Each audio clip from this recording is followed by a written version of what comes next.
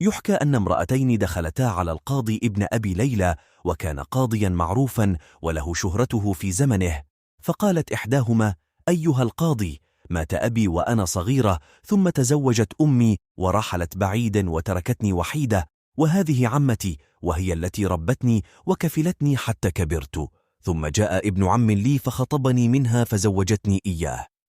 وكانت لعمتي بنت صغيرة، فلما كبرت عرضت عمتي على زوجي أن تزوجه ابنتها بعدما رأت خلق زوجي بعد 3 سنوات من زواجنا، وزينت ابنتها لزوجي لكي يراها، فلما رآها أعجبته، فقالت له: أزوجك إياها على شرط واحد، أن تجعل أمر ابنة أخي إلي.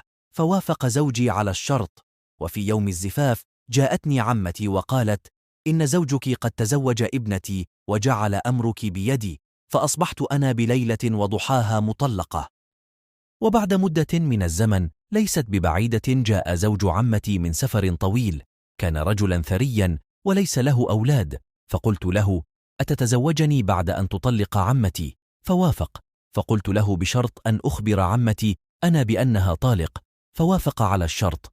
فأرسلت لعمتي وقلت لها: زوجك قد جعل أمرك إلي، أنت طالق. ثم تزوجته. فأصبحت عمتي مطلقة، فواحدة بواحدة، أطال الله عمرك. فوقف القاضي عندما سمع الكلام من هول ما حدث، فقالت له: اجلس، إن القصة ما بدأت بعد. فقال: أكملي. قالت: وبعد مدة مات زوجي فورثته، فجاءت عمتي تطالب بالميراث من بعد زوجي الذي هو طليقها. فقلت لها: هذا زوجي، فما علاقتك أنت بالميراث؟ وعند انقضاء عدتي جاءت عمتي بابنتها وزوج ابنتها الذي هو زوجي الأول ليحكم بيننا في أمر الميراث.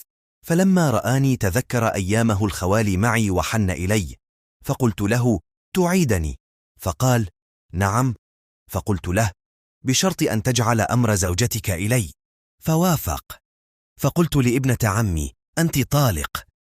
وضع القاضي يده على رأسه ثم قال: والآن أين السؤال؟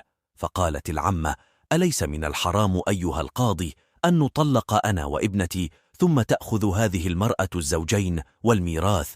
قال القاضي: والله لا أرى في ذلك حرمة، ما الحرام في رجل تزوج مرتين وطلق وأعطى وكالة؟